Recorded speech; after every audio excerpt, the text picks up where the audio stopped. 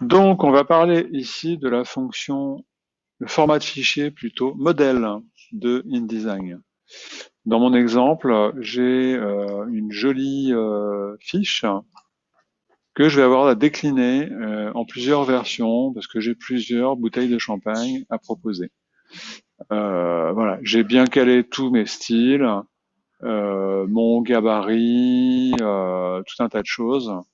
Et voilà. Une fois que j'ai ma première fiche est bien calée, ce que je peux faire, c'est faire un fichier enregistré sous.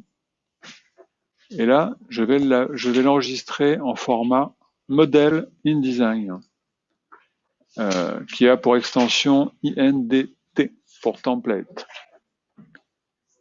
Et je vais l'appeler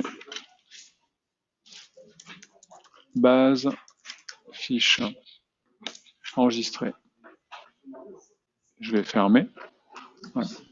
Et je vois que mon base fiche, il s'est enregistré ici avec un icône qui est sensiblement différent de ceux des fichiers InDesign classiques.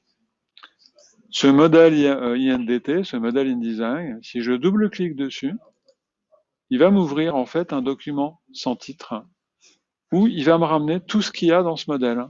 Tous les styles, les gabarits, les imports, absolument tout ce qui est dedans, mais c'est un nouveau document qui s'appelle sans titre. Je peux alors le sauvegarder, commande S, et le nommer par exemple fiche 02. Sur cette fiche, je vais venir changer le texte que j'ai à changer, les visuels éventuellement, etc. Donc faire ma version de fiche numéro 2. J'enregistre, je ferme. Et mon modèle, qui s'appelle base fiche, il n'a pas bougé. Il est toujours là.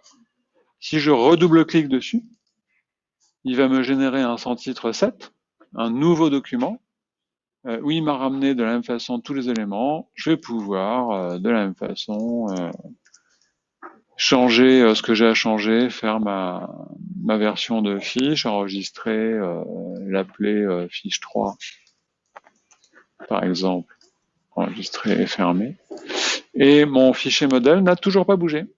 Et de la même façon, je vais pas vous la faire 50 fois, si je double-clique dessus, il me crée un sans titre 8, etc. Donc l'intérêt, c'est que quand j'ai quelque chose qui est récurrent, je peux avoir ce fichier de base qui me sert de base, de modèle en fait. Si je voulais modifier ce modèle, ce qu'il faudrait que je fasse, c'est que je l'ouvre, double-clique dessus, il me crée un document sans titre, et puis je dis finalement, tiens, ça, je vais le mettre un petit peu plus bas comme ça. Et à ce moment-là, il faudrait que je fasse un enregistré sous, en format modèle, bien sûr, que je reprenne ce nom de base fiche, enregistré, remplacé. Je ferme mon document, surtout. Voilà. Et là, ma base fiche, je l'ai modifiée. Donc si je rouvre mon modèle, là, le nouveau document qui va me générer, c'est bien avec mon texte un petit peu plus bas.